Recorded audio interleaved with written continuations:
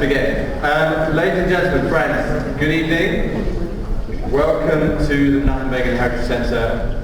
It's nice to see familiar faces and some less familiar faces. And if you're not, if you aren't so familiar with this place, then please do come again to our events and sign up for the English events by writing your name on the list at the entrance as you leave. My name is Paul Gross. I'm a senior fellow here at the Centre, and it's my great pleasure to welcome you to this event, the Israeli launch of an important new book about both anti-Semitism in the United States and, no less importantly, the response to the shocking rise in anti-Semitism from official Jewish institutions and leadership. Did I just have a phone? Phones off, guys. I said that was the warning. No more warnings. Phones off. Okay. We here at the Begin Centre have very good relationships with all manner of American Jewish institutions, and we've welcomed American Jewish leaders here on many occasions in the past, and will continue to do so in the future, I'm sure.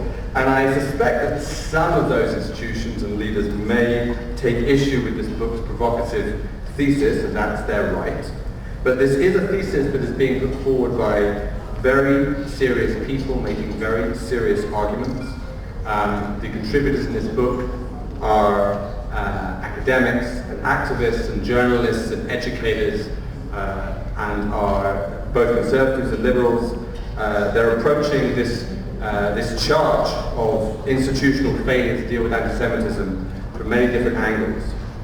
Tonight you will hear from one of the two co-editors of the book, producers of the book, also one of the contributors to the book, and also one of the Jewish world's, I think, most eloquent critics of institutions, both Jewish and otherwise, who I think it can be said calls out cowardice and appeasement whenever she sees it.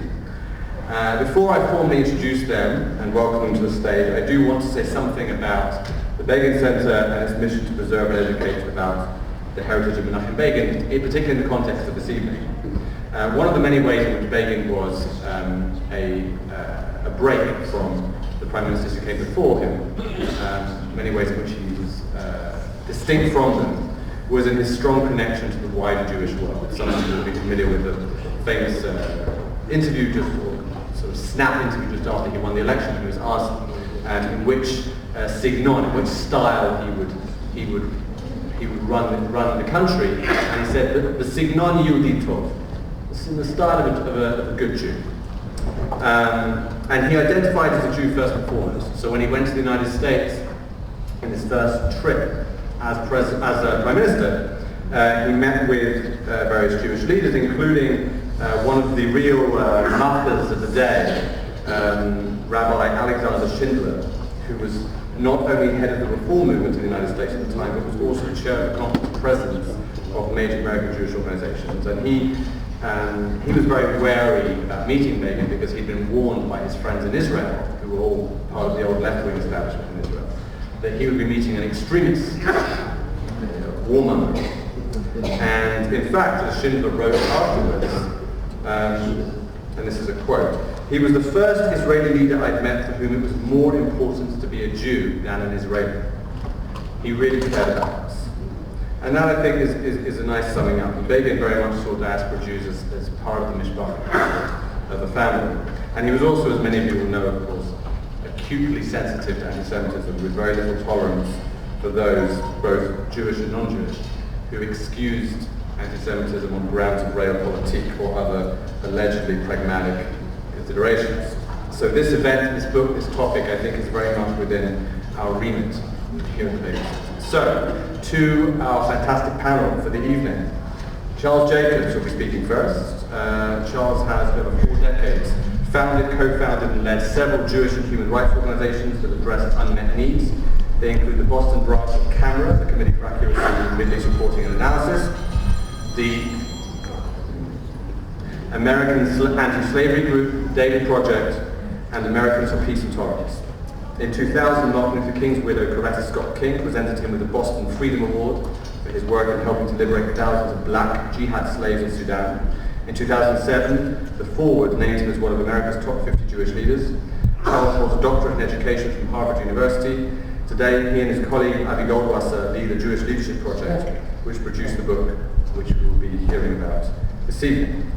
After Charles, we will be hearing from Melanie Phillips, an esteemed British journalist, broadcaster and author who has championed traditional values in the culture war for more than 3 decades. She writes a weekly column for the Times of London and for the Jewish News Syndicate, and regularly broadcasts on the BBC. Her first novel, The Legacy, which deals with conflicted Jewish identity, anti-Semitism and the power of history, was published in 2018, along with her personal and political memoir, Guardian Angel. Her previous books, including her bestseller in 2006, Landonistan, and The World Turned Upside Down, The Global Battle over God, Truth and Power, published in 2010. And last but by no means least, Richard Landers, a historian living in Jerusalem, formerly professor of history at Boston University. His work focuses on apocalyptic and millennial beliefs at the turn of the first and second millennia. His past books include The Apocalyptic Year 1000 and Heaven on Earth, The Varieties of the Millennial Experience. He coined the term Pallywood, which many of us are very familiar with by now, in 2003 while investigating the Mohammed al-Dura affair, and he maintains a blog critical of Western journalism called The Aegean Stables. His latest book is Can the Whole World Be Wrong? Lethal Journalism, Anti-Semitism and Global Jihad, which we launched here at the Begin Centre just a couple of months ago, and where there are actually a few copies will be on sale after this event as well. Okay, I'm going to welcome our first speaker. We're going to hear from our speakers in turn, then have a discussion and get questions from you guys as well. So, Charles James.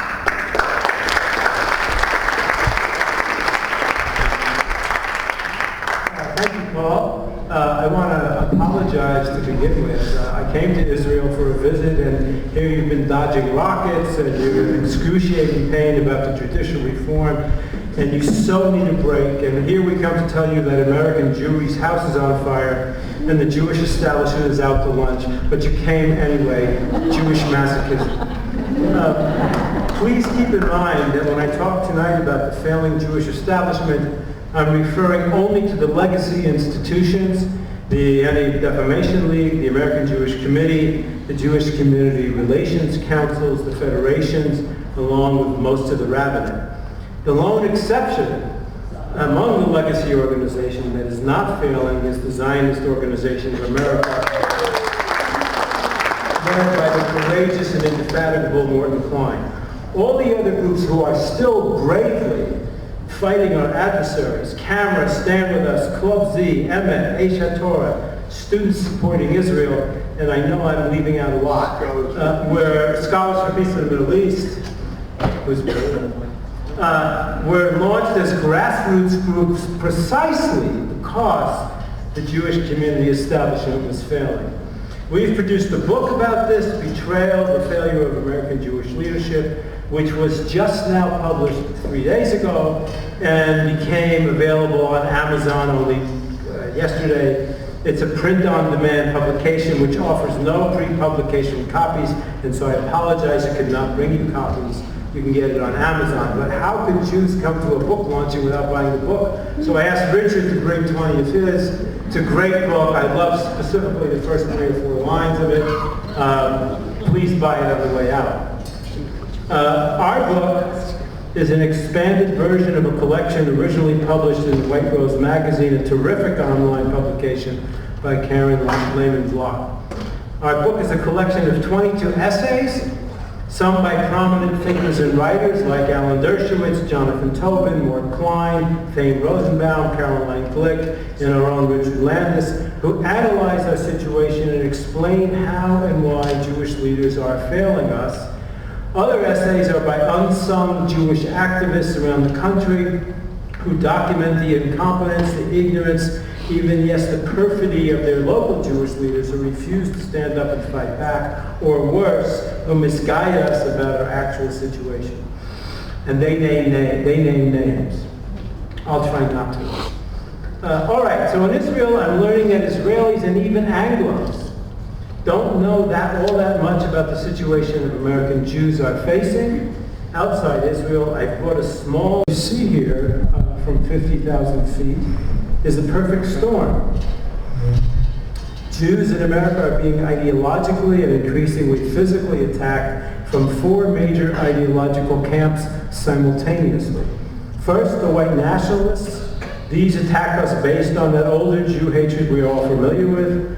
Today, they update their classic picture of the Jew as conniving, greedy, acting powerfully behind the scenes, with the charges that we are the ones who invented multiculturalism, and we are the ones behind the rising tide of third world immigration that they believe will remake America. And they believe we are stoking a race war. Second, we have the black racists, including black academics and politicians, and followers of Nation of Islam leader Louis Farrakhan. Many blacks now, more than you can possibly imagine, many blacks now believe Farrakhan's lie that the Jews were the masters of the black slave trade. Others attack us because of envy, we have too much. And more recently, blacks are taught that Palestinians are just like them, oppressed people of color. Third camp, radical Muslims, many from anti-Semitic cultures who carry an ancient religious hatred. The Jews rejected Muhammad and should be ruled over by them as subjugated dhimmis. If you don't know the word dhimmi, D-H-I-M-M-I, you have to go home and look it up. They are further inflamed by their tribal support of Palestinians. Dozens of imams in America and mosques can be seen in videos. Just go to memory.com and you can see them preaching incitement and hatred of Jews. Muslims have attacked Jews on America's streets. The fourth camp consists of anti-Israel radical progressives who now include the most energized segments of the Democratic Party, the ever-growing Squad. Their anti-Israel narrative that Israel is a racist apartheid state where Jews are necessarily oppressed, the indigenous, innocent, indigent, and importantly, darker-skinned peoples, is a narrative that has evolved from the biased mainstream media coverage and from the radical professoriate. This narrative has grown over 4 decades into support for the BDS movement and more. Just this past week, progressives supported Nakba Day rallies in over 35 American cities. In their second stage assault, which we'll get to, it's progressives who promote critical race theory, which incites against Israel and Jews in the name of social justice. Facing an assault on many fronts, American Jews are in trouble. All of this did not happen overnight. It's built up over 4 decades, slowly, just like you boil a frog. Anti-Semitism today is careening out of control. According to the FBI, Jews are more likely the targets of hate crimes than blacks, Latinos, transgenders, and Muslims combined. Over half of Jewish students on campus report being targets of or witnessing anti-Semitism. Nearly every Jewish institution has security. Nearly every Jewish institution has security, many with armed guards. This is not the country we grew up in. The American Jewish establishment failed to understand the process from the beginning, failed to counter it effectively, and have actually made it worse and continue to do so. That's why we wrote the book. Our writers describe the Jewish establishment having first failed to intervene against the media defamation of Israel, then failed to stop the harassment, intimidation, and exclusion of Jews on campus when they could have, when the problem was limited. It failed to stop anti-Israel education in America's public high schools, which is now exploding across the nation via ethnic studies curricula and critical race theory. Finally, it failed to recognize the long-term threat of the growing radicalization of the historically moderate Muslim community. I'm going to walk you through how this happened with examples from my own experience, a Boston Jewish activist who helped lead grassroots Jews fight back. And as you can read in our book, the Boston experience is mirrored across the country and in Canada. And I've been learning that what happened in Boston is not as bad as what's happened in the rest of the country. What the hell happened? After the Holocaust, there was a moratorium on the public expression of Jew hatred. This from the stench of mass murder. Neo-Nazis were not going to become acceptable in polite society. And if Jews were going to be attacked publicly again, there needed to emerge a different angle. And so one did. As Rabbi Jonathan Sachs et al. Explained, anti-Semitism is a virus that morphs and it mutates according to a certain pattern. That pattern is Whatever is any society's worst sin, that's what the Jews were charged with. When society was dominated by religion, the Jews were the killers of the Christian God. When race science, eugenics, was all the rage, Jews were classed as racial vermin. In capitalist societies, Jews were hated as communists, and in communist societies, we were despised as capitalist exploiters. When having a nation-state was the way that normal people expressed their culture and values, the Jews were cursed as stateless, rootless cosmopolites. And so today, when globalism and internationalism are the reigning virtues, guess what? Jews are cursed for their state. History shows the danger of Jews being morally tainted. You'd think Jewish leaders would know this. Once tainted, once stripped of having the high moral ground, which the guilt and shame from the Shoah provided for a while, then who knows what can be loosed against us? Well, the virus did mutate into anti-Israelism or Palestinianism, and voila, we have the new anti-Semitism that succeeded in piercing that shield. The Jewish establishment left us practically defensive to this new mutant strain, and that is why, I know this is a serious charge, that is why we are in this awful situation. First, they failed the media, to fight the media. In 1989, Andrea Levin and I founded the Boston branch of CAMRA, Committee for Accuracy and Liberty Reporting in America, because the Boston Globe bashed Israel almost daily. Just one example. In 1986, a Palestinian was planting a bomb to kill Jews. It blew up in his face, and he was blinded by the explosion. Months later, he was convicted of terrorism by an Israeli court, and the Boston Globe headline, drum roll, Israelis convict blind Palestinian. Most of the media coverage was more subtle, but similar in messaging. As we were planning to launch Boston's Committee for Accuracy in Middle East Reporting, we were asked by powerful Jewish leaders, a former head of AIPAC and the then head of the ADL's Boston branch, not to go ahead, but instead to let the ADL deal with the problem. Why? Because they argued, if we did it, we'd be seen as just one more Jewish group and we'd be defined by our foes as right-wingers. If Abraham Foxman, the legendary head of the Anti-Defamation League, the Jewish People's Defense Agency, if he declared that the media was lying about the Jews again, this time about Israeli Jews, he would be doing it in the voice of and in the name of the Jewish people. So they pleaded, and I remember the phrase, to let the ADL be the ADL for Israel. We agreed, but Abe Foxman declined. I believe that decision of his marked the start of our descent. The ADL, our defense agency, refused, in other words, to defend us against the new anti-Semitism that was to undermine our position in American society and undermine our safety. Decades later, that decision still stands. To this very day, no Jewish legacy organization, apart from Work Client ZOA, educates the public and the Jews about the biased, defamatory press that portrays the Jewish state as among the cruelest of nations. While CAMRA and also Honest Reporting do an incredibly good job with this. So why didn't Jewish leaders fight anti-Israelism? Why didn't they see it as the new angle to attack Jews? There are many reasons. Here are a few. The ADL needed the New York Times to print their letters about right-wing anti-Semitism. Given its base of post-Holocaust supporters, that ensured the financial well-being of the organization. Next, Jewish leaders in their great majority are idealists and universalists. They thought that Israel was not acting as good as they would act and should make more concessions for peace. And so a little slap in the face by the media might push them in the right direction. Finally, as this proceeded apace and Israel became more and more tainted, it tainted them as well. Tainted them as Jews, and so they wanted to create some distance by allowing legitimate criticism.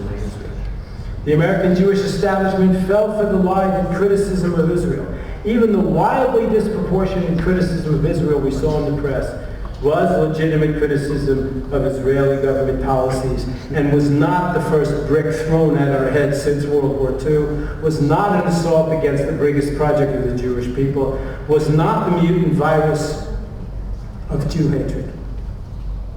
They never imagined that press defamation of Israel could, if repeated endlessly like a new big lie, become the ideological truncheon with which to beat Jews, that it has now become.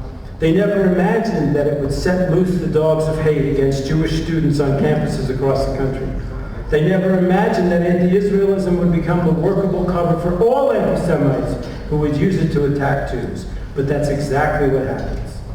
And maybe most importantly, they didn't want to fight the media. Who are Jewish leaders? They're not elected by the people, but they're anointed by wealthy donors. They're mostly well-off, comfortable, assimilated, integrated into the higher classes. They didn't want to lose their social standing among the enlightened in liberal society. They did not want to fight, and so they did not want to see the media bias as dangerous. And at this time, I want to acquaint you with my friend Richard Landis' all-powerful line that I'm trying to make into a syllogism. Major premise, I do not want to fight you. Minor premise, I do not want to believe that you are so malevolent that I have to fight you. Conclusion, you're not so bad. That was the Jewish establishment's response to the media, to radical anti-Zionists on campus, to the radical Islamic threat, to anti-Israel curricula, and to black anti-Semitism today. We all need to rehearse this syllogism. I do not want to fight you. I do not want to believe you're so malevolent that I have to fight you. Therefore, you're not so bad. The exact same thing that happened with the media happened on campuses. In 2003, we were asked by Jewish students at Columbia University to help them deal with anti-Israel professors who were harassing, intimidating pro-Israel Jewish students. Nobody in leadership positions in New York City, the most populous Jewish city in the world, would help the students, not the Jewish professors. Don't let me get going on Jewish professors. Not Hillel, not the ADL, not the Federation, not the AJC. Avi Goldwasser, my partner, and I made a film, Columbia Unbecoming, I know some of you have seen it, which recorded Jewish students' experiences in the failure of the university to stop the abuse. It got major press coverage, including TV news reports. For the first time, many in the Jewish community learned about the hostility faced by Jewish students. But even the events at Columbia failed to get the Jewish establishment mobilized. They told us the problem was not so bad, and that bringing attention to it would only make it worse.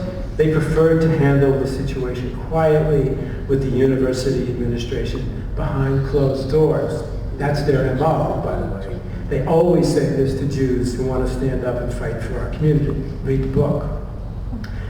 We met with a certain Jewish agency that specializes in world diplomacy in their offices. They told us to our faces that they only do diplomacy and would not get involved on campus. The irony, of course, is that now, 20 years later, many of the diplomats that this group faces have been Palestinianized on campus. The vacuum created by failed Jewish leadership resulted in brave, grassroots effort to support the Jewish students, including the David Project, which I headed along with Avi, Stand With Us, Camera on Campus, Eish HaSporah, Students Supporting Israel, SPME, and others. ZOA was always there. We had hoped that Columbia Unbecoming would ring the alarm bell, would awaken Jewish leaders and the public to anti-Semitism on campus, masked as anti-Zionism. It mostly failed to accomplish this goal. Only in 2021, after years and years of this fomenting and metastasizing on campus, did the ADL finally acknowledge the campus problem, but they still have no strategy. Ask them what their strategy is. The failure to deal effectively with Columbia University's egregious behavior emboldened the Jew-hating radicals. There are now dozens of unbecoming hostile universities across the country. Lack of action by Jewish leadership has contributed to the fact that 50% of Jews on campus now feel that they must hide who they are out of fear. This according to a recent American Jewish Committee poll.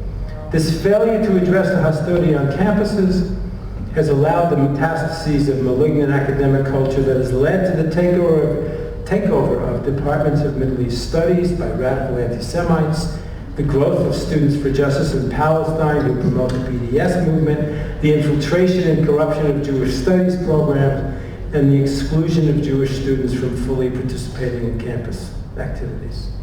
Next, Jewish leaders failed to stop and are continuing to fail to stop anti-Israel education in high schools, which is now exploding across the nation via ethnic studies curricula and critical race theory.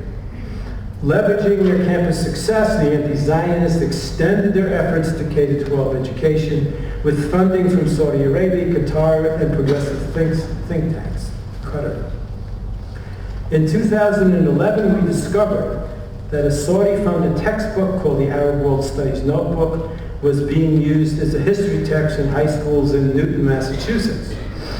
It taught that Israeli Jews murdered Arab women in Israeli jails. The notebook was part of a curriculum taught to teachers across America by a well-funded anti-Israel Arab organization. Another lesson in Newton's curriculum used the Hamas Charter as a primary source, except that they doctored the Hamas Charter and deleted the original language in the charter that called for the murder of every Jew on the planet. The teacher's guide explained that the unit's purpose was to show that the conflict was a resolvable land and border dispute and not a complicated religious conflict. Newton school administrators refused to make their teaching materials public. None of the established Jewish organizations in Boston would help us, none of them. In fact, they supported the school committee. They claimed we were exaggerating, and they said they would quietly deal with any problems behind the scenes. They wrote in Boston's Jewish paper that we were wrong and exaggerating. Later, they admitted to us in private that we were not wrong, but they never told the community the truth. The curriculum is still not transparent. Finally, Jewish leaders failed to recognize the long-term threat of the growing radicalization of the American Muslim community. Jewish leaders are enamored of and relieved by simplistic feel-good solutions to complex social problems. So in the face of civilizational and religious conflict, they preach the gospel of interfaith dialogue as a magic formula for resolving what are in fact tribal conflicts. In 2003, the Boston Herald reported that Islamist radicals tied to terrorism were planning to build the biggest mosque on the eastern seaboard in the Boston suburb of Roxbury. Included on the mosque's board was the late spiritual leader of the Muslim Brotherhood, Yusuf Qaradawi, whose preaching to mobs in Cairo and on the internet, all easily accessed online, called for the murder of Jews and gays worldwide. On the website of the mosque planners were instructions on how to beat your wife. You know how to beat your wife? You could see it on our website. This is the Muslim page on how to beat your wife. You can see that, okay. Based on documents we obtained, it was clear to us that the goal of the mosque owners was to radicalize the historically moderate Boston Muslim community, as well as proselytize in Boston's black community where the mosque was to be located. We called an emergency meeting of Boston Jewish leaders, including executives of Boston's Federation, the CJP, the ADL, the AJC, and the JCRC. We presented evidence regarding the ownership and control of the mosque, their hateful ideology, and their connections to terror. We showed them checks from terror-linked organizations written to mosque planners and checks from the mosque planners to terror groups. We showed them anti-Semitic writings, sermons, videos of anti-Semitic harangues. We showed them the How to Beat Your Wife page.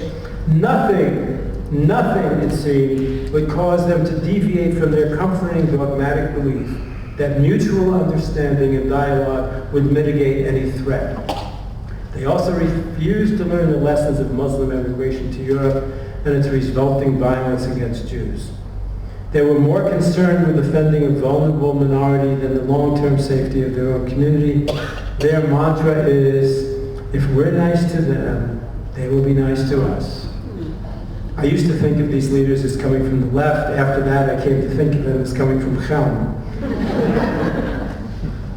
They refused to tell Boston Jews or the Boston public, including the mayor. I begged them to tell the mayor. About what they knew about the owners of the mosque. They actually met with the mosque's representatives and eventually gave them a hecksham.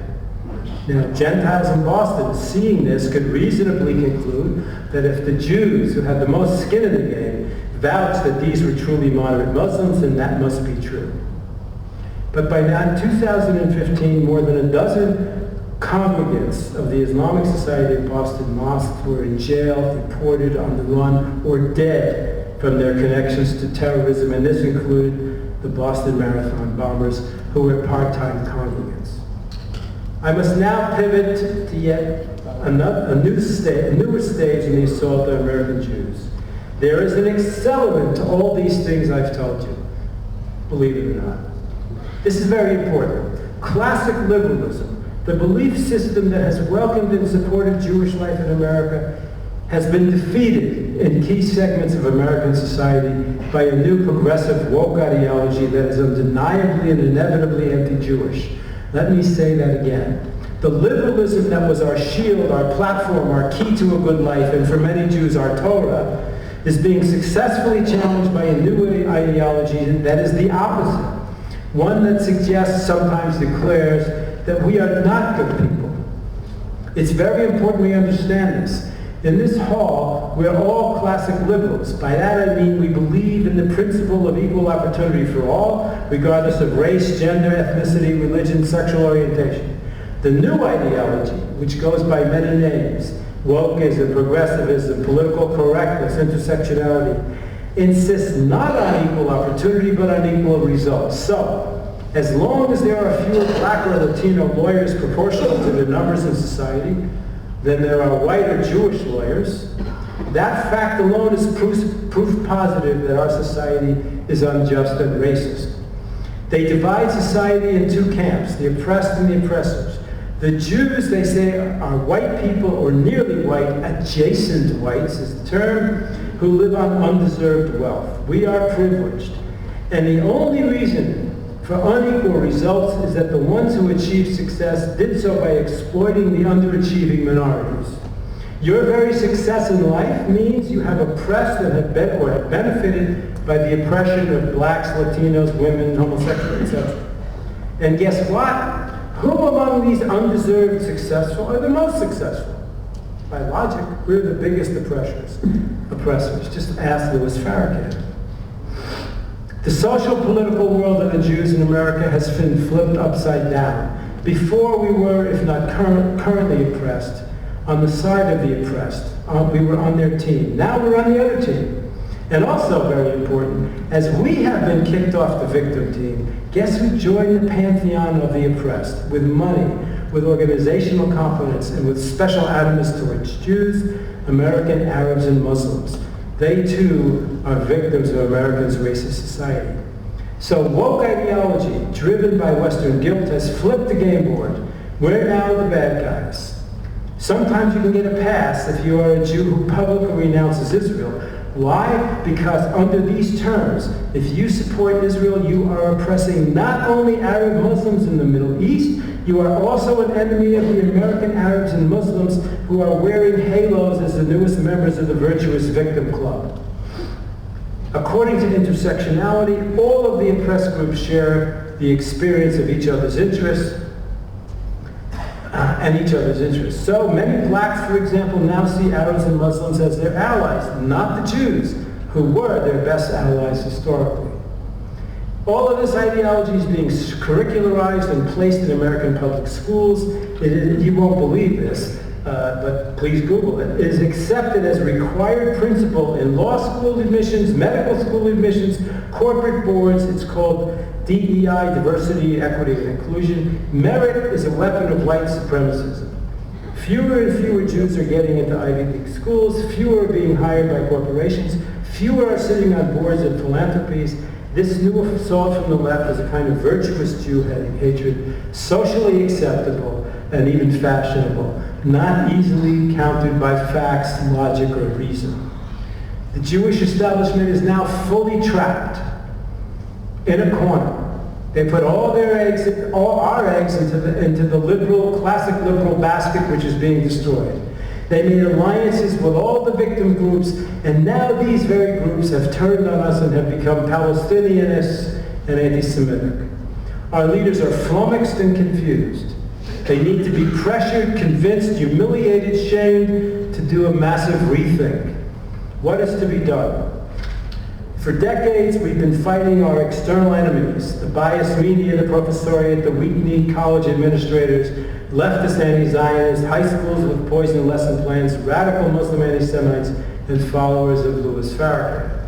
We have finally concluded that Jewish community cannot prevail against this organized, rolling tsunami of hatred with the existing misguided establishment leaders who lack courage and imagination and are beholden to a progressive ideology that limits their range of effective action. We no longer believe that the community can prevail against the surge of anti-Semitism without the full resources of the Jewish community. Jews cannot control the forces arrayed against us, the many forces arrayed against us, but one thing we should be able to do is to influence our own leadership. We are forming a national network of Jewish community activists interested in promoting creative new strategies for their communities by challenging local Jewish leadership, their rabbis, their local federations, the ADL, HHC, JCR, to break out of their failed ideological straitjackets and explore new thinking. We have organized the Jewish Leadership Project, which you can find online. Given today's realities, we urge Jewish leadership to take the following actions. Immediately declare a state of emergency and mobilize the community. Increase physical security to protect Jewish individuals, not just Jewish institutions. Prioritize communal resources for the protection of the community. Educate the public about the nature and extent of today's anti-Semitism, and deconstruct poisonous academic and social theories which demonize and marginalize Jews. Rethink Holocaust education and make it relevant to contemporary Jew hatred. Educate Jewish youth about the threat to their future. Develop a new leadership class which is willing to fight for the community. Not for the first time in Jewish history are we at a watershed moment, but we are an accomplished community with very talented individuals. We can and we must find proud, brave, and competent leadership to secure a better future. Thank you.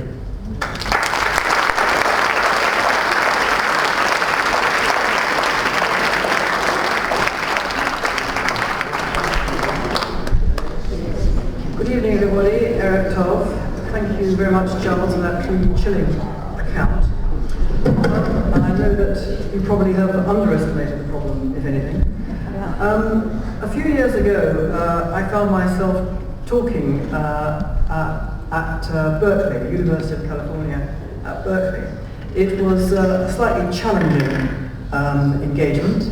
I'd been invited to speak at Hillel. This was around the time when Antifa was getting going, and you may recall they tried to burn Berkeley down. It was quite exciting at the time. It was quite a novel thing for us to see America being burned to the ground. Since then we've quite got used to it. Anyway, I was invited to speak at Hillel on the Berkeley campus, and shortly before I left Britain for Berkeley, I was told that my engagement at Hillel had been cancelled. Hillel decided that it could not afford to take the risk of having somebody speaking in favour of Israel on the campus. That was Hillel. In the end, I did speak on campus, or just off campus, at a safe house. Guess who ran the safe house? Yep, you guessed it, Chabad. The Chabad rabbi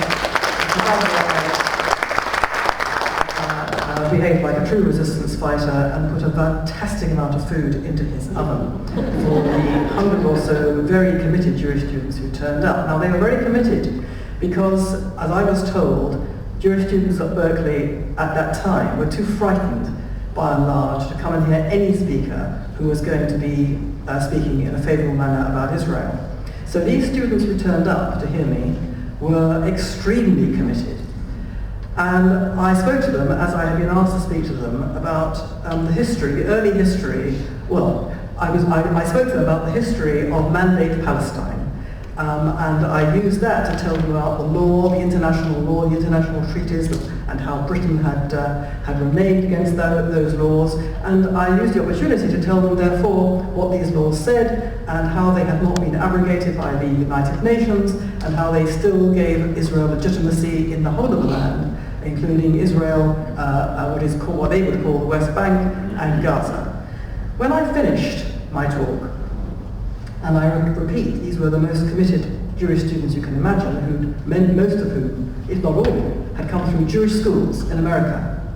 They came up to me and they said, "We have never ever heard any of that before."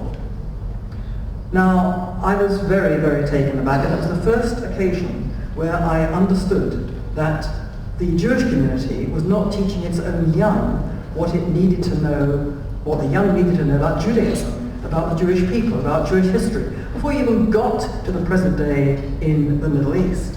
They weren't taught history, Jewish history and Jewish values at their schools.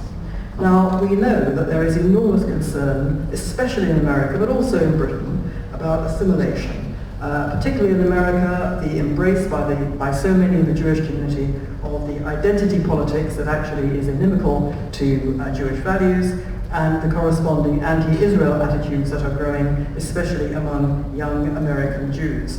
This is a very difficult and complex situation.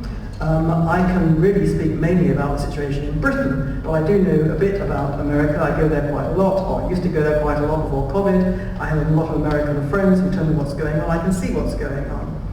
Now, a lot of this is to do with what is true of the non-Jewish community, a complete ignorance about Judaism, about Jews, about Israel, about the Middle East, about the history of the place, and so on and so forth. And if you are ignorant about all these things, there's an absolutely open goal for people who seek to fill that vacuum with propaganda based on lies. So it's not surprising that so many non-Jews succumb to these lies, and I'm afraid it's also not surprising that so many, an increasing number of Jews fall for these lies because of the extremely parlous state of their own knowledge about their own people. Therefore, the silence that Charles was talking about, the silence of our Jewish leaders in America, and I would say in Britain as well, is absolutely unforgivable. They fail to speak up about such things as the legitimacy of every single one of Israel's actions. They fail to speak up against the lie of the so-called occupied territories, a lie which is pumped out by the British Foreign Office to this day. And they fail to call out, they fail to address and bring to public attention the tsunami of Palestinian Authority Jew hatred, which pours out of the Palestinian Authority, forget the Hamas for a minute, and the Jew hatred coursing through the Islamic world. Certainly in Britain, and I think in America, virtually nothing is ever said about these things. Not only do the Jewish leadership fail to speak up about these important matters, but many of them themselves parrot the lies and distortions of the enemy. Only today, I think it was, I was reading about Jeremy Ben-Ami, the president of J Street. And I had to read this story several times because Jeremy Ben-Ami listened to what Mahmoud Abbas said on Nakba Day. Abbas compared Israeli mythology around its founding to the lies by Nazi politician Joseph Goebbels. He stated, said Abbas, that the US and the UK established Israel so they could get rid of their Jews. And he's denied any Jewish connection to the Western Wall and Temple Mount, stating that it belonged exclusively and only to the Muslim world. Now, to you and me, none of that comes as the remotest surprise because we've heard it day in, day out from him and his acolytes. But to Jeremy Ben-Ami, poor fellow, this came as a terrible shock apparently. He said, quote, "These statements are demonstrably false, deeply offensive, and push Jews and Palestinians further from peace." And listen to this one. This is really, he's getting to another bit here. "Such statements damage the credibility of the Palestinian president's leadership." Now, I don't propose to go into Mr. Ben-Ami's psychology. Others are better qualified than I to do that. But the question is, one wonders, quite why he's had this epiphany. But the fact is that Jewish groups in America, like J Street or similar groups in Britain, UK Jewish Voice of Peace and all the rest of it, they have been year in, year out promoting Palestinian Arab incendiary lies for years. And so if you have Jewish groups like these pushing out lies and demonization of Israel, it is not surprising that Jewish youth falls for it just like anybody else. Moreover, even worse, if you are a non-Jewish person, if you hear Jewish groups saying this, then you say to yourself, not unreasonably, well, if the Jews are saying this, it must be true. And any Jew who opposes it must therefore be an extremist. And so you have what the BBC loves to do, it's the BBC's favourite hobby. You put a left-wing Jew in a studio with a right-wing Jew, and you watch them tear the heads off each other, and this is a great spectator sport. So very few are calling these people out, these Jewish groups. Very few in the Jewish leadership in both Britain and America are calling these leaders out. Now, why is this? Well, I'm afraid too many of our Jewish leaders in both Britain and America believe at least some of these lies that are being pumped out by these J Street type groups and others. They believe them because they themselves share a political worldview, or they choose to believe them because they bury their heads in the sand. They don't want to face the unpalatable truth about what Arab Muslim rejectionism actually is. There are various other reasons as well. First of all, the Jewish leadership loves nothing better more. They think, in fact, their whole existence is predicated on this, sucking up to the ruling class. Now, I can speak from experience in Britain, where what matters to them most is their access to number 10 Downing Street, to the Foreign Office, to be in and out of those circles. And consequently, they don't say what they need to be saying. Now, it's really quite sad and quite tragic, because they think that they have the ear of government ministers. But I can tell you from what my little anecdotal experience is of people in government talking about these stellar Jewish leadership groups in Britain that go and see them, they say to each other after the visit of whoever it is, the leadership group, I will not name the names, they say, what is it with these Jews? All they've come to talk to us about, all we can ever hear from them when we talk about, the problems of the boats of illegal immigrants coming across the English Channel, when we talk to them about all kinds of stuff concerning the security of the country, all they want, and also the security of the Jewish people in the country, all they ever want to talk about, these Jewish leaders with us, is Islamophobia. What is it with these Jews? Why are they undermining us like this? Why are they talking this rubbish? That's what the British government servants say about these craven Jewish leaders. And in America it takes a slightly different form, doesn't it? Because so many American Jews actually support the Democratic Party. And consequently they either can't see or won't see, I don't know what it is, but I mean there it is absolutely in front of them. The Squad, Louis Farrakhan we've just seen, in hugger-mugger with Democratic grandees, even to this day. You hear virtually nothing from the American Jewish leadership. On the contrary, the American Jewish leadership tries to be bipartisan. AIPAC famously has been bipartisan for many years. It seems to me that was a very successful strategy until we came to a situation where American politics became so poisonously polarized that you couldn't be bipartisan. And so, continuing to be bipartisan, what's happening to AIPAC now? It's being completely marginalized. It is dying in front of us. This all-powerful, apparently, lobby group is like nowhere anymore. That's what you get when you don't face up to a difficult situation that is in front of your nose. So, the cravenness towards people in power is one significant reason. The next significant reason, and I'm afraid they get more and more offensive as I go along, the next significant reason is that Jewish leaders they simply refuse to speak against other minorities. Certainly that's true in Britain. They will not speak up about Muslim anti-Semitism. Now, Muslim anti-Semitism is rampant in the Islamic world. Anti-Semitism is rampant in the Islamic world. It is very, very high in Britain. It is disproportionately represented in the Muslim community. Does one have to say that there are many decent Muslims who will have no trouble with that? Yes, one does, and it is true. Does one have to say there are many African Americans in America who are decent people and have no trouble with anti-Semitism? Yes, it is.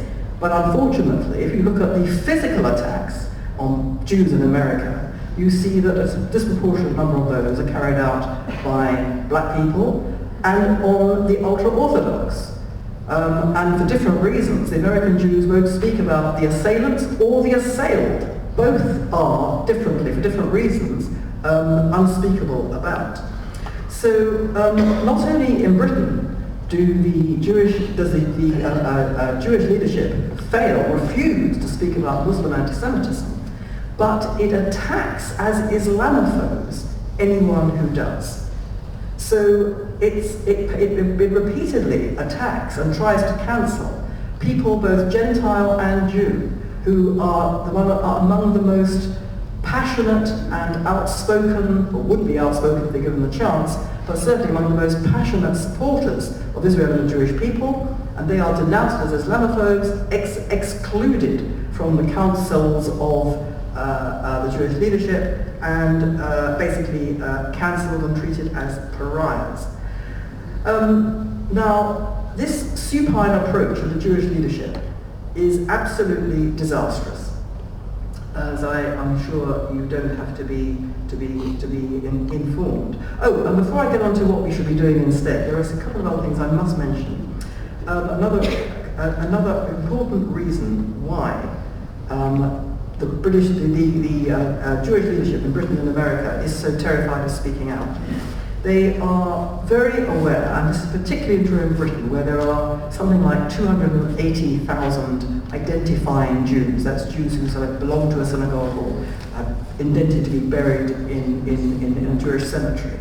I think 280,000, how many Jews are in Boston? I mean, it's probably much more than that, but anyway. So it's a tiny, tiny, tiny minority, and they're terrified. They're terrified of having no power whatsoever. And they see the Muslim community, and they see that the Muslim community is also fighting for dietary laws not to be overturned and circumcision and so on, and they want to be to hang on to their coattails because they feel that the numbers of Muslims in Britain will give them power. So they kind of join together on that basis alone. And then you have the rabbinate in Britain. The rabbinate in Britain is very, very committed, and I'm not talking about progressive denominations, I'm talking about the Orthodox rabbinate. They are very, very committed to outreach to the Muslim world. That means they sit on committees which are interfaith committees. And they will say to me, you know, we're doing such wonderful work on these interfaith committees. Some of these imams and sheikhs have never seen a Jew before, and I'm sitting there and I'm able to show them, you know, that every nightmare they had about the Jews isn't true, and that we're really good people and we find common cause. And I say, that's fantastic, that's really heartwarming. And what do you think the result of that is? And the rabbi will say to me, well, it's changing their minds. And I say, that's really wonderful to know. And do you think, therefore, that those sheikhs and imams who are on the committee with you and are suddenly discovering that you are wonderful people, do you think they're going back to their mosques in Bradford and in Blackburn and in Luton, and they are saying to their congregations, you know, we've been told since the 7th century that the Jews are the spawn of the devil. Well, I've met them now in London and they're really fantastic people. Do you think they're saying that? And the rabbi will say to me, you don't understand. It's very important that we reach out, and we're doing great work, and we have to build bridges. And I say to them, do you understand, I mean, how then do you cope with the theology that is driving them? And this is the killer. The rabbi says, we don't do theology on interfaith, because if we did theology, it would divide us. So they never tell the truth, and they never, ever, ever engage with what needs to be engaged.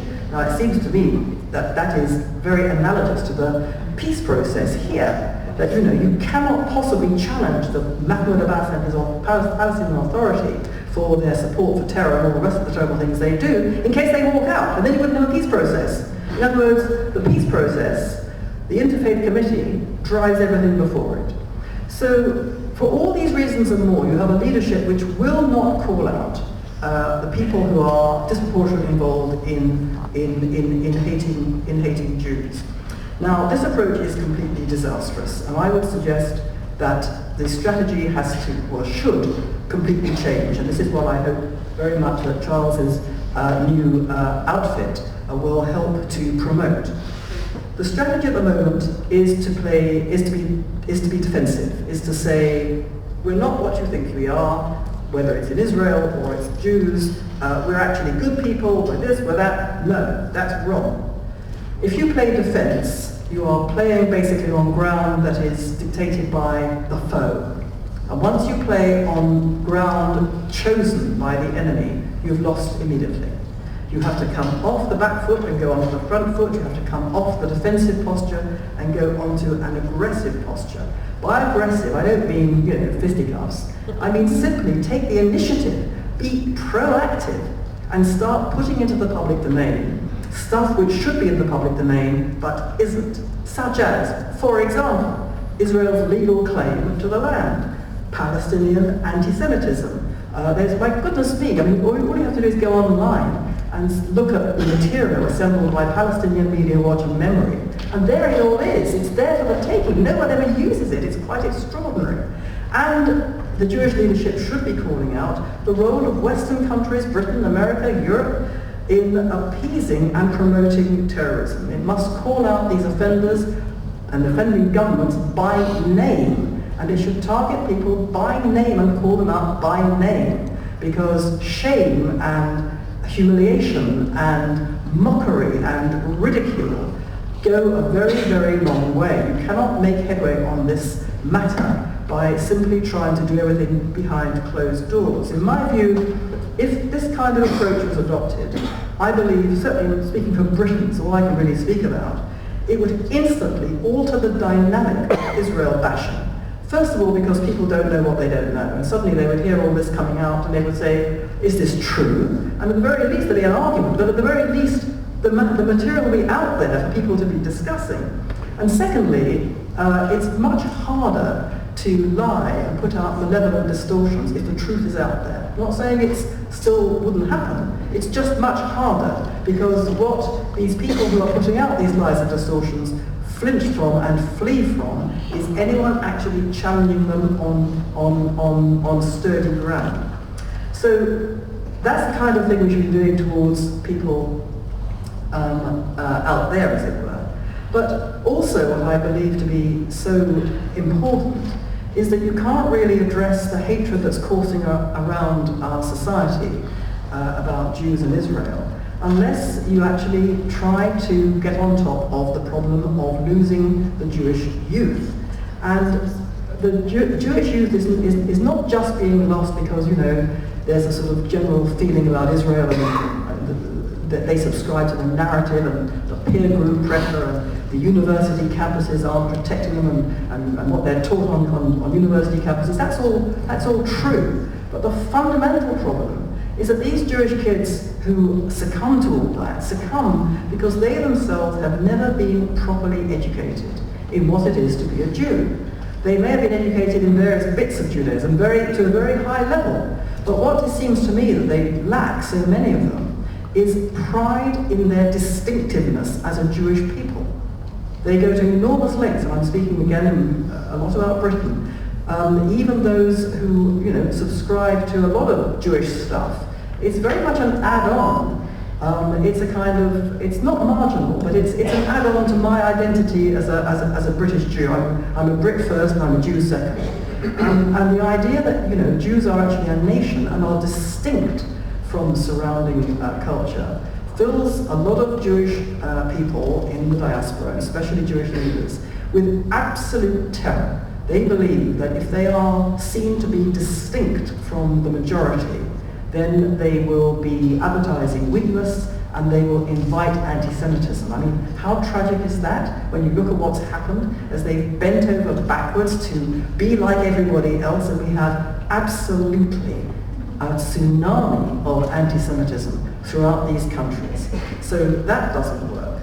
And I think that many of our young people have also bought into the idea, because no one's ever told them the opposite, that there's something wrong about religion in general. They've been taught, because this is the prevailing ethos of the West, they've been taught that all good things such as reason, freedom, equality, compassion, intelligence, and science, are all in the box marked secular. And all bad things, such as authoritarianism, irrationality, stupidity, cruelty, are in a box marked religion. Now, what no one has ever told them is that all those good things that I just mentioned, we invented.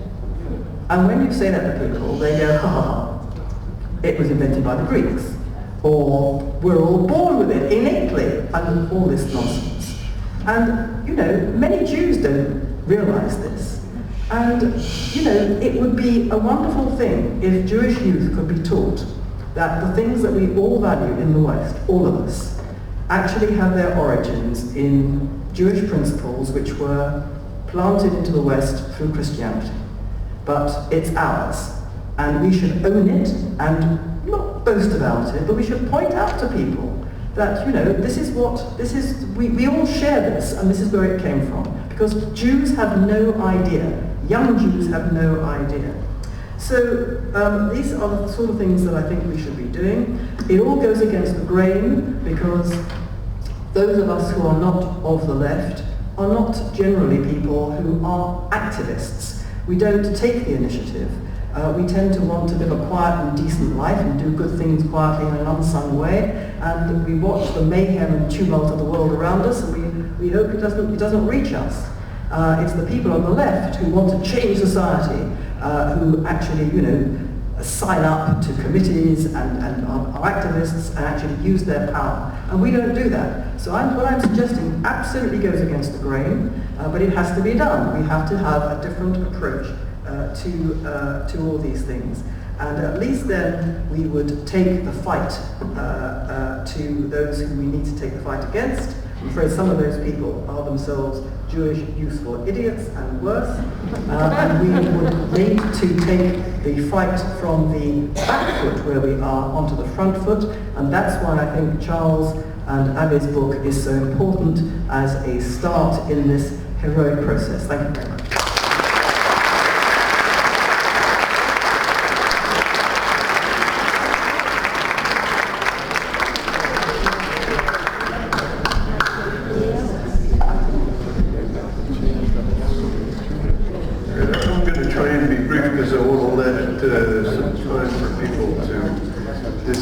But as I was listening to these two presentations, I realized to what an extent my own experience with the Jewish community in the United States illustrates so many of these trends. So I'll give a brief background, and then I'll try and explain it in terms of a concept that I developed in my book, which I call preemptive dimitude. Charles said, if you don't know what dimmy is, look it up. I'll help you a little bit with that. So the first thing that happened to me was I was a medieval historian, and I wasn't even a Jewish medieval historian. I was a historian of Christian Europe. But it's kind of hard to avoid the outbreaks of anti-Semitism in the Middle Ages, and in fact I worked on the period around the year 1000 and discovered that about 90 years before the First Crusade, already there was an attempt to slaughter the Jews, either force them to convert, and some Jews slit their throats rather than convert. And as I was working on this, I began to develop a theory, which is related to what Melanie just said about how we invented all those good things. That Jews are actually sort of, if you will, they're civil society capsules. And if a culture absorbs the Jews, takes that capsule, it literally will change the fabric of the society. I just heard today at Pomerantz's bookstore from one of the assistants about a book by Rabbi Jose Fauber called The Horizontal Society, which I'm going to read carefully, but the point here being that when you have a society that opens itself up to Jews, that applies what we would call liberal principles, that everybody should be treated fairly and by the same rules, that society will start to change. And in the process of starting to change, will generate a kind of toxic waste of resentment from people who benefited from the previous system, which was now being undermined. And so I began to see a pattern in which, I guess the way to put it is, every outburst of really violent anti-Semitism was preceded by a period of philo-Judaism. And sometimes it was in a short period of time, like with Martin Luther, and other times it would take a generation or so. And as I looked at this pattern, I said to myself, you know, since the Holocaust, the Jews have been experiencing in the West, and especially in America, the most exceptional period of philo-Judaism in the history of Judaism. And we've had an enormous impact on the society that we're in. Some of this gets back to what Charles said about the attitude of the alt-right, saying the Jews are the ones who are bringing in the immigrants. They're the ones who are supporting critical race theory. They're the ones who are undermining the fabric of the society. And when I first heard about the alt-right, I started to look up what they were saying, and in fact they were right. These were prominent Jews who were, or at least not prominent because you'd know them, but people who were playing a significant role in Europe, for example, in encouraging Muslim immigration. So I went with my, and at the time I was working on apocalyptic, and at the approach of the year 2000, the Christians were very excited about the coming rapture. Not all Christians, but certainly plenty of them, were excited about the coming rapture, which is when, just before Jesus comes, all the good Christians are taken off the planet, and then the planet is hit with Antichrist and all sorts of terrible tribulations. And then Jesus will come back, and the people who are raptured will come back on earth and enjoy the earthly paradise. And one of the things that I noticed in my history work was that these people, the Christians, when they thought that Jesus was about to come back, would be very favorable towards Jews, and then when he didn't come back, would blame the Jews' refusal to convert for why he didn't come back. And I thought we'd be seeing it again with the Christians in the year 2000, and I started going around, and that's when I first ran into what I call the Jewish alphabet soup, the HAC, the JCRC, the ADL, et cetera, et cetera. And I had a very strange reception. Basically, I was told, don't be ridiculous. In fact, I have a footnote in Alan Dershowitz's The Vanishing Jew as the one dissenting voice to this view that he was proposing, which is that we're being killed by kindness. And I was suggesting this kindness was about to cease. And I also went to Rabbi Sachs in England and spoke with him about it, and he told me that I really didn't understand, and that, you know, the situation was so different today that these past patterns were no longer with us. I went to Abe Foxman, and Abe Foxman said to me, I said, you know, the Protocols of the Elders of Zion, this is it exists in our society in terms of analogs. In other words, people are saying stuff from the protocols. They're not necessarily quoting the protocols, but they're saying protocol stuff like Jews control the media, et cetera, et cetera. And he said, don't attack the Protocols of the Elders of Zion, because a lot of people come to us because they believe it. They believe that the Jews are all powerful, and they come to us for help. So don't debunk the Protocols of the Elders of Zion. But the most disturbing response that I got was that I discovered, and the American Jewish Committee, specifically in New England, I think represented this on a very high level. Lenny Sakem. And the principle was, we're going to defend other people's human rights. We're going to stand in there. We're going to help the black community. We're going to help the Hispanic community. We're going to help all the minorities. And then when people turn on us, they will support us. And then 2000 hit. And they didn't support us. In fact, they turned against us, in particular the black community. And what I discovered was that the Jewish community was essentially, the leadership were like deer in the headlights. They didn't know what was happening and they didn't know how to deal with it.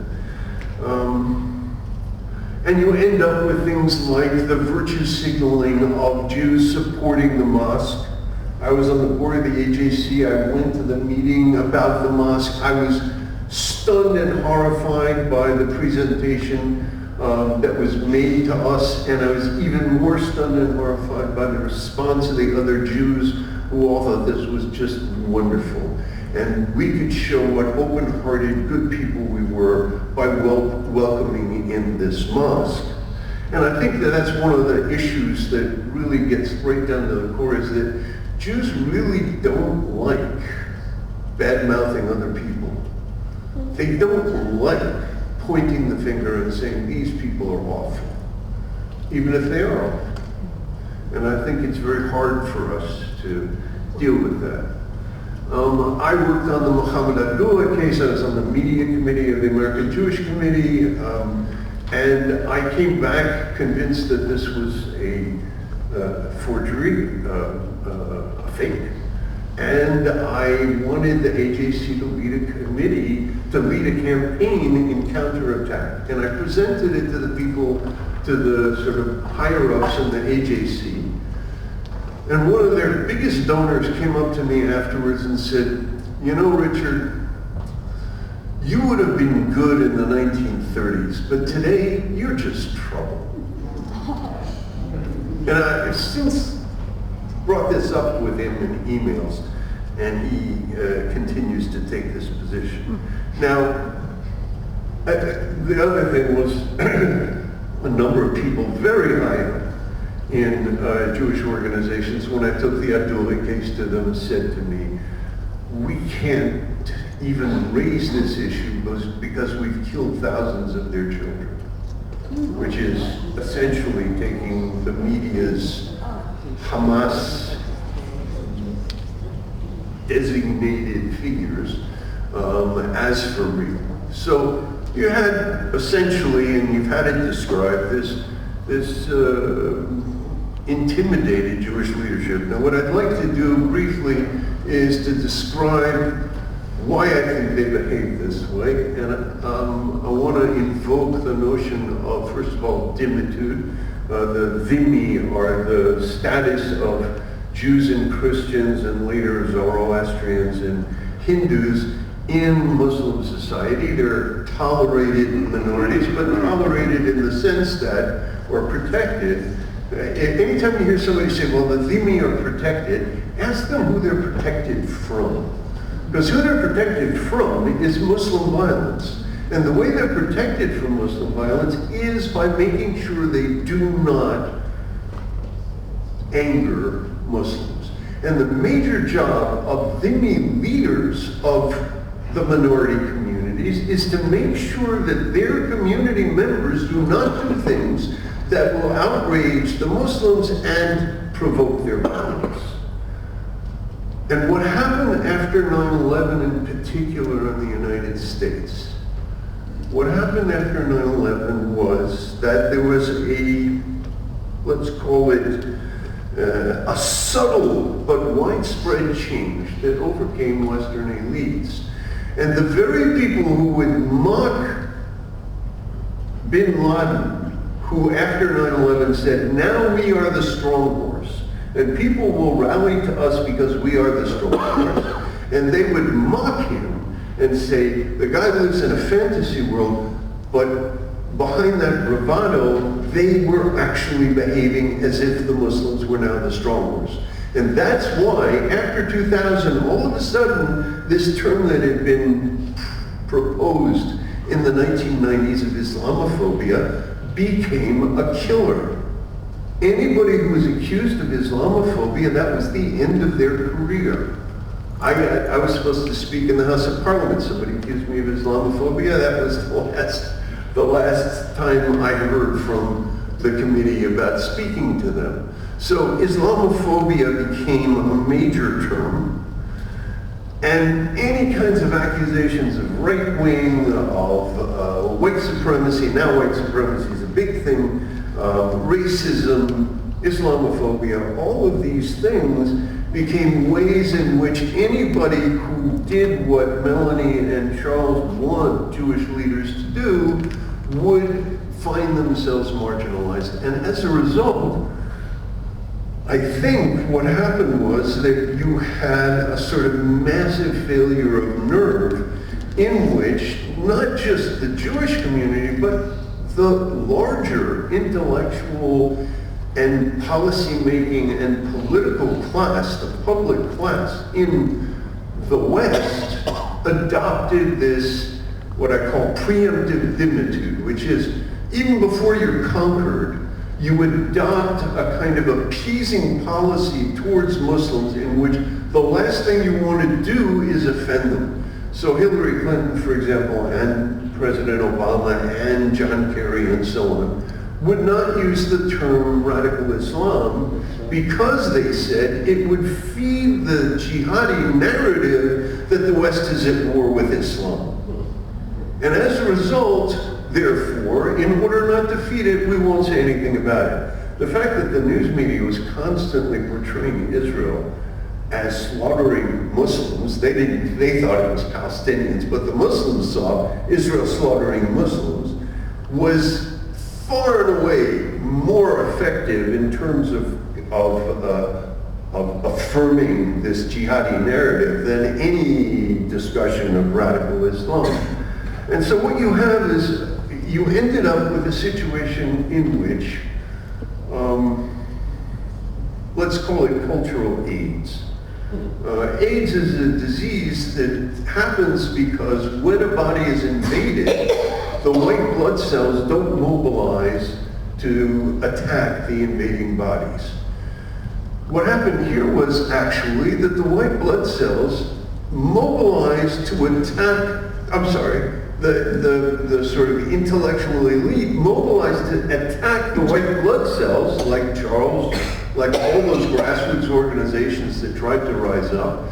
They attacked them because they were doing the work of dhimmi leaders, which is they were making sure that nobody in their community was going to upset Muslims and drive them from this religion of peace that has nothing to do with the jihad to the arms of the jihadis because they're offended by how we behave.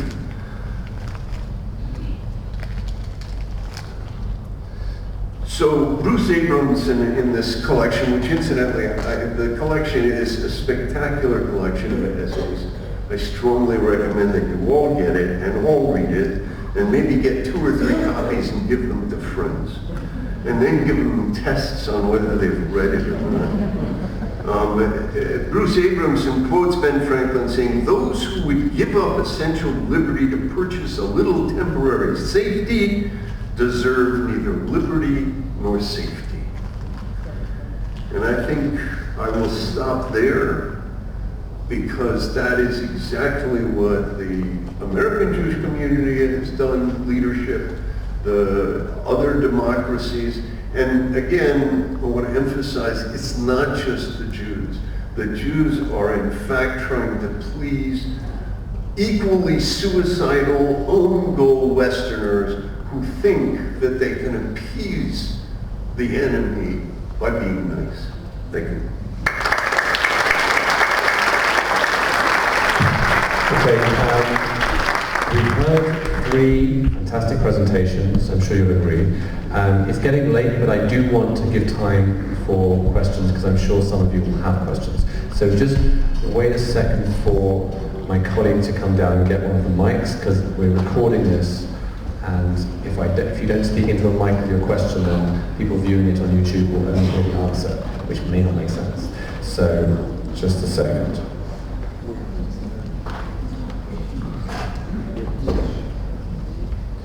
Okay, so there's a lady in the front here who's going to get the first question. Hi, my name is Leslie Whitman, and my husband and I made Aliyah about 1.5 years ago. And I feel like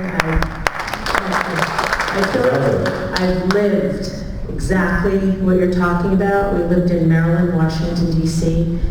Total activists involved in everything, APAC, every organization imaginable. And I felt like I was the one constantly setting out the alarm because no one was paying attention who was involved. The people, Linda Saussure, all these different people, everything that was happening. And we were in a circle of, my friends worked for APAC, the Federation, every organization. And they looked at me like I was crazy, naming people that they had to worry about. Now, I have to say, I've got to the point where I have almost book fatigue. I've read every book. I've been here and heard people on this stage before. Not every book, I shouldn't say that, but I've read a lot. And I've asked people, tell me what to do. Give me exact instructions, a person to go to so we can take action. Okay. So I'm hoping this book is going to give us that. So your question is? My question is, how do we take action now, instead of just keep reading these academic books that many have been? Okay, thank you very much. Thank you. So move back to Washington. No. Don't move back to Washington.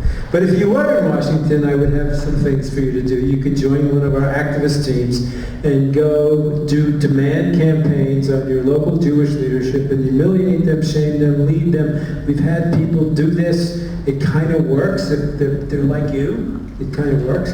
One simple example was in Raleigh-Durham, where they had this city council was going to adopt a resolution against the program where American police came to Israel to be trained, and the radicals said this is because Jews are training American cops to go beat up black people when they come back, right? And our people, our activists, went and to the JCRC and the Federation and say, we got to stop this. This is terrible. All the blacks are going to believe that we want to beat them up with Israeli policemen, and they wouldn't do a damn thing. And our people went to the city council and convinced the city council that this was a lie, it was wrong, etc. So you have to overstep them, shame them, etc. That would be an example of what people can do. Recently, we had a metastasis from Apartheid Week to Nakba Day.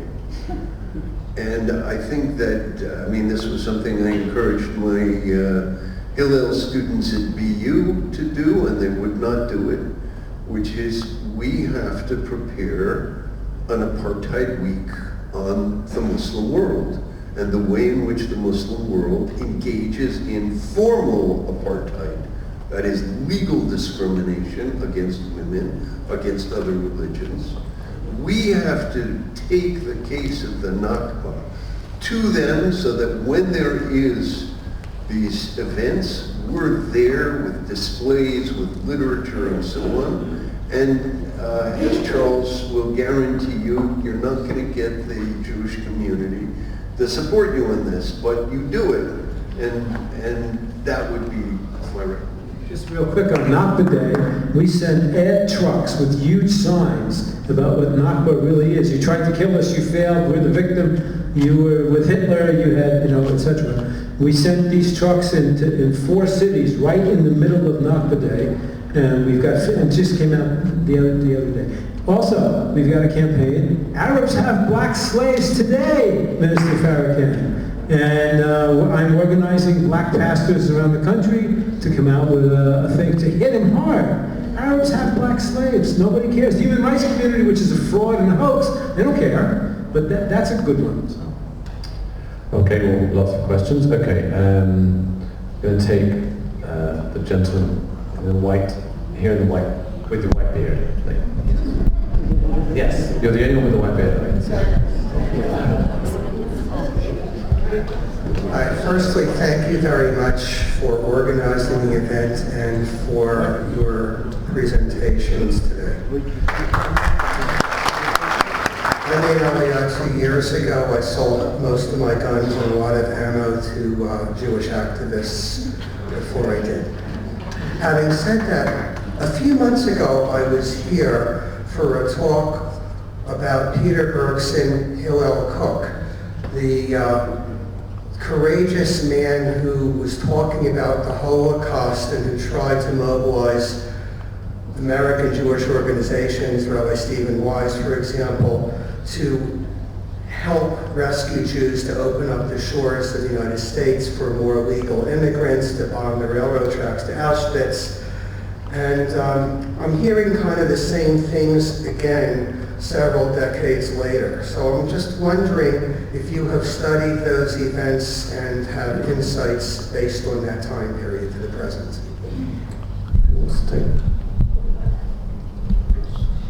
You know, we've tried several things over the course of the decades. First thing we tried to do was to gather around all the good Jewish groups in one hotel room and figure out a way to find a leadership group that would tackle all this. That didn't work. Next thing we tried to do was look and find Moses floating down the river and find what one Jewish charismatic leader who would be like Hillel Cook to do it. Haven't found him yet. So the only thing, who? Her. Yes, actually the better ones are hers. The ones who will work are hers.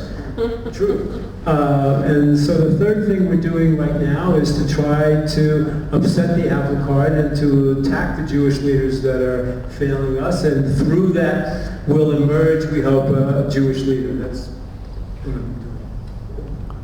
I do think there's a really interesting study to be done. I mean, the New York Times was appalling during the Holocaust, and it is appalling in the 21st century. And I think that there are very few lessons that have been learned from that. The same thing with the Jewish community during the Holocaust and today.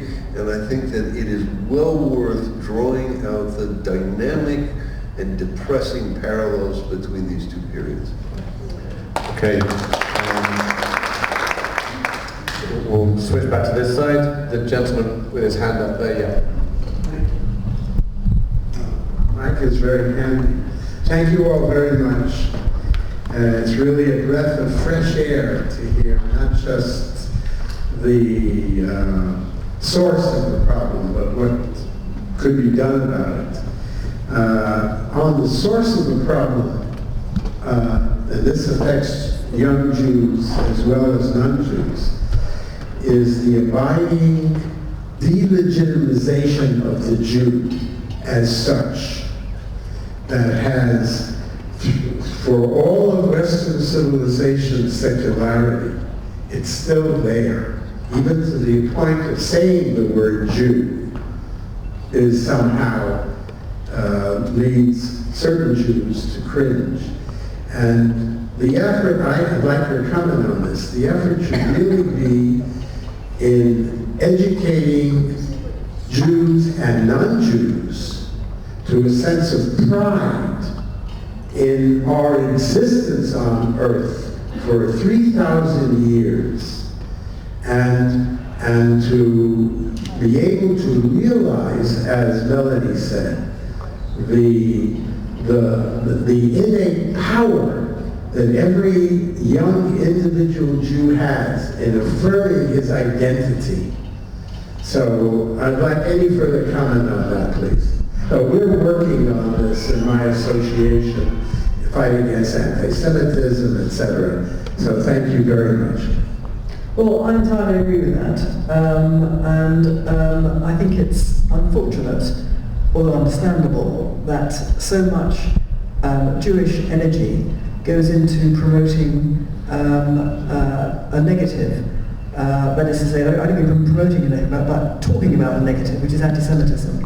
Talking about hatred of Jews, and also the tremendous emphasis on the Holocaust. I'm not saying the Holocaust shouldn't be commemorated, of course.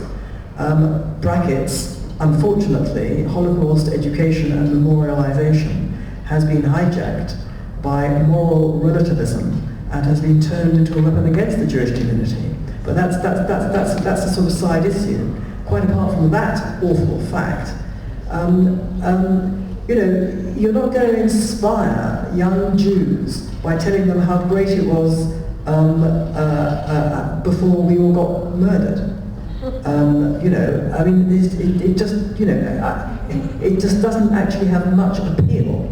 And we have, as Jews, a tremendous story to tell. As I said earlier, there is this bifurcation now in the minds of many young people and not so young people, because this is the tenor of the times, that religion is one thing and secularism is another, and we have to kind of with difficulty marry them up. It's always very difficult. Well, actually, it's not difficult because we Jews have the answer to many of the things that ail the West and so trouble the West today. For example, what you need to have pride in your country, in your nation. If you don't have pride in your nation, you don't have a nation based on a set of common values and a shared sense of overarching destiny, then you have no platform from which to defend the values that you hold dear. Now, we invented a nation. Israel is the paradigm nation state. Put Israel to one side, the state of Israel to one side for the moment, the values that have kept us together for all this time are values which keep any society together, which are,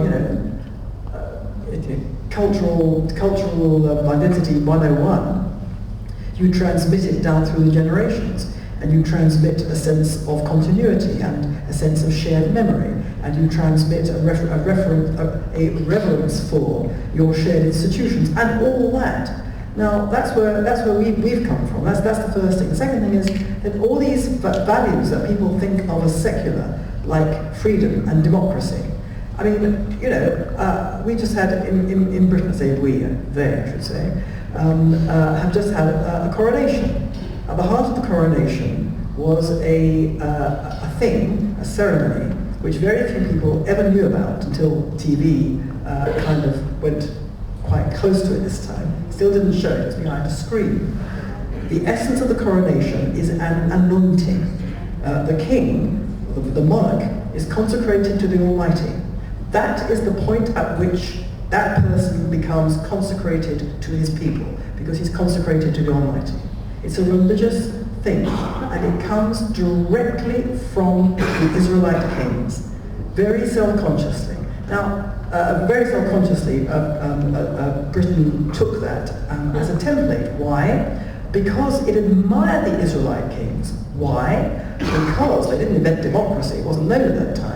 But what they did invent, which was absolutely revolutionary, was the idea that the monarch was not going to be an absolute ruler, could not be a tyrant, because the monarch was always second best to the Almighty.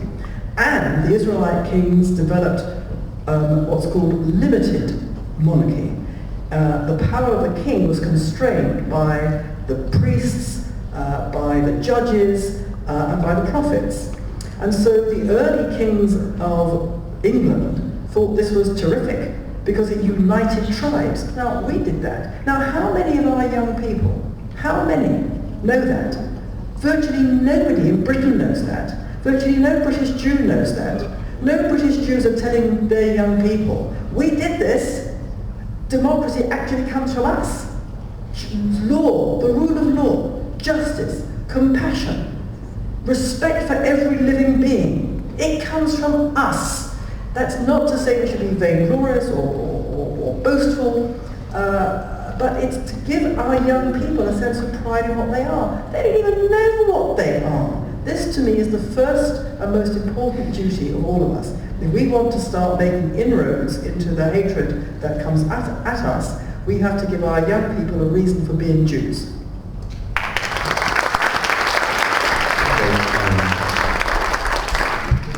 Yeah, gentleman in the blue shirt here. Just wait for the mic, please. We're running short on time, so I'd ask people to keep their questions short and definitely a question. Hi, my name is Seba Brodsky. All of you said the same thing. There's a common denominator, and that's our youth do not know it. and it can be generalized that almost nobody knows. So I would say that the best weapon that we have to change is our young people. If we start with them, because the Jewish establishment said they're lost. So I would put the emphasis on this. My question to you is, why do you think that these people, who we call the Jewish establishment or whatever else, why would they care if we shame them or do anything? They're lost. They're gone. The only two solutions are either let it rot until the end, or come to Israel, or both. But if we don't educate the young, we're lost. So why do you think they'll care? Okay, Melanie first. Very briefly, they will care because they're narcissists. Because the thing that drives them is not care about the poor of the world. It's not care about the dispossessed. Not care for the dispossessed. It's not care for the Palestinians. If they care for the Palestinians, they would be campaigning against the Palestinian Authority. What they care about is themselves. They care about their reputation. They care about their image of themselves as virtuous people. They care about their image to other people as virtuous and moral and upstanding, and above all, intelligent. Now, that's an Achilles heel.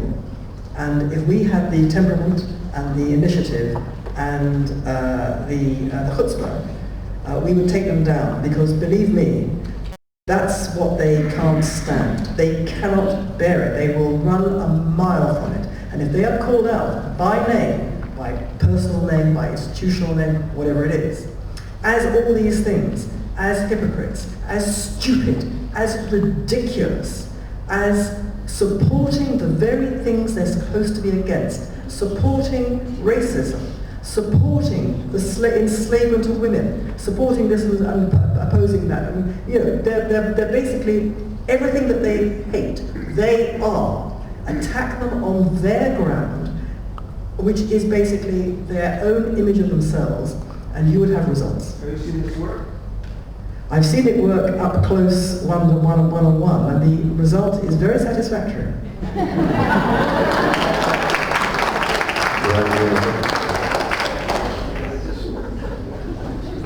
I'd like to recommend to everybody here that they read Joshua Berman's Created Equal, which is, I think, a really masterful study of the contribution of the Bible to political thought. And so in terms of what we can be proud of as liberals, as in fact I argue with civil society, but democracy is a form of civil society. If you want to get a good handle on who we are and what we've contributed, the gift of the Jews, then I think Berman's book is a great place to start. Okay, I think there's a lot of questions. We are running out of time. What I think we'll do is, okay, yeah, let's have one or two more. Okay, so gentleman here at the back with glasses. Just wait for the mic. It's just behind you. Look to your. There you go. Thank you. Okay, keep it short, please. I'll keep it quick. I'm a student at Princeton right now, so this is a question that comes to my mind a lot, which is, how do you break down the incentive structure that causes Jewish Americans to sustain these ideologies? For instance, that causes them to want to continue to send their kids to these schools that follow these ideologies, to work in these major corporations. How do you break that? How do you break down that incentive structure that seems almost impossible to break down at this point? How do you break down the incentive structure? Well, if you mean by that, is it easier for a Jewish student on campus to buckle down and bow his head and come on the left and be critical of Israel, to be accepted by everybody? In other words, act like a dhimmi.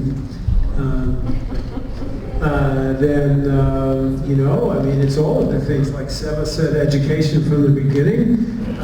Also, when there's blood on the streets, that does more than the power of argumentation, I think. We've all been trying for 40 years to talk people into the right way of thinking. I think blood on the streets is better than us in that way. How to break it down? See models of Jewish power and pride. Chabad. It's not an easy thing to do. I think they won't be able to live with themselves much if they continue to be pushed into these corners of shame.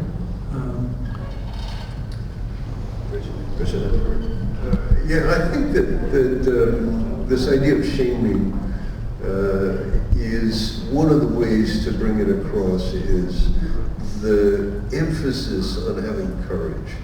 Everybody likes to think they're courageous, and in fact, some of the worst critics of Israel, like Peter Beiner, think they're very courageous. But the fact is, they're not. They're just the opposite. But I think that speaking to youth and saying to them, you are on the front line of a civilizational battle, and you're not just fighting for Jews and for Israel, you're fighting for decent society anywhere. And in order to do that, you have to have the courage to say what's true, even though it's at a cost, is a terribly important message. And I think that, shepherds who go out with their flocks for months at a time have goats with them because the goats ground them. And that's the people we want. We want to get to the goats, and we want to get them to show courage, and then other people will rally. Okay, last question. And we're going to have a lady this time. Lisa, can you come around? Sorry, I'm going to ask Lily to run around at breakneck speed. Don't actually break it, I think. Don't literally break it down. Terrible. Debbie. Second row. Sorry, I'm sorry. I know there's lots of people with hands up. After this question, we're going to conclude, and then people can mob the panelists before they escape if they wish. But I want to give people a chance to get everything. Okay, yes. Okay. Question. Lisa Barkan. I actually work at AISH, and thank you for the call out. And I'm actually redesigning some of the new experiences that we want to give young people with exactly what you're talking about at Pride. And I was recently on a listening tour in North America, and something that came up over and over again, and this is my question: how do we loosen the connections between the multiple identities that our young people have? Because when you meet them, they say, I am a woman, or I am Jewish, I am X, Y, and Z. They have multiple identities, and they run their lives based on these identities, and they treat them as equal. And it's very hard, from certainly our perspective as educators and as people that are trying to give them an experience, to loosen one of those identities, bring it up to a place that it becomes a priority, and then actually help them develop that identity. So how do we do that, given the voices, obviously, of their leadership, and encounter the people that are designing their programs and are educating them and do want to help them raise that identity? Okay, who wants to take that first? Any take? Who wants to take that first? Go. This is a hard question. I don't think you're suggesting that people should lose any of their identities. It's simply a question of prioritization. And the one that we're concerned about is, of course, the Jewish identity. And my concern is that the Jewish identity is deprioritized, partly because it is regarded as equal. And my point of view, which is one that many Jews will resist, which is the problem in my view, is that Jews have a unique identity because we are a nation of people, and we are a nation of people that was formed out of a sense of separateness. And for diaspora Jews, that's just, well, I'm going to say it doesn't apply in Israel. In fact, it does apply in Israel, but put that to one side. And for diaspora Jews, there is an absolute terror of not being on the same level as everybody else. There's an absolute terror of identifying as a nation. And consequently, I think that's one of the problems that so many diaspora Jews have with Israel, because it requires them to be regarded as a nation. And I have personal experience of this, and it is a terrible experience. It really started to change my life when I first came across it. In 1982, I first supported Israel publicly, that is to say among my colleagues. I was, I'm afraid to say, working at The Guardian at the time. And I crossed a line immediately because I had identified with the Jewish people as a nation. Hitherto, they've been very happy to accept me as a Jew.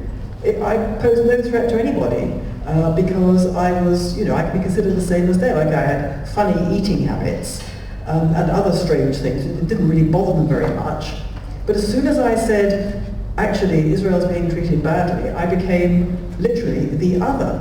And this got much, much worse eventually in the year 2000, where the Intifada started here. And out of the woodwork came a tremendous amount of anti-Israel. The Israelis were then called Nazis, basically.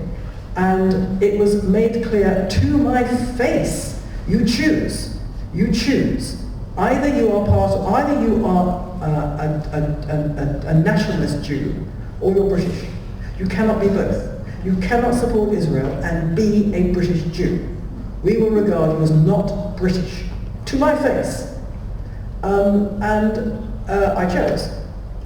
But that's a personal choice. But the fact is, it's very uncomfortable to be a diaspora Jew.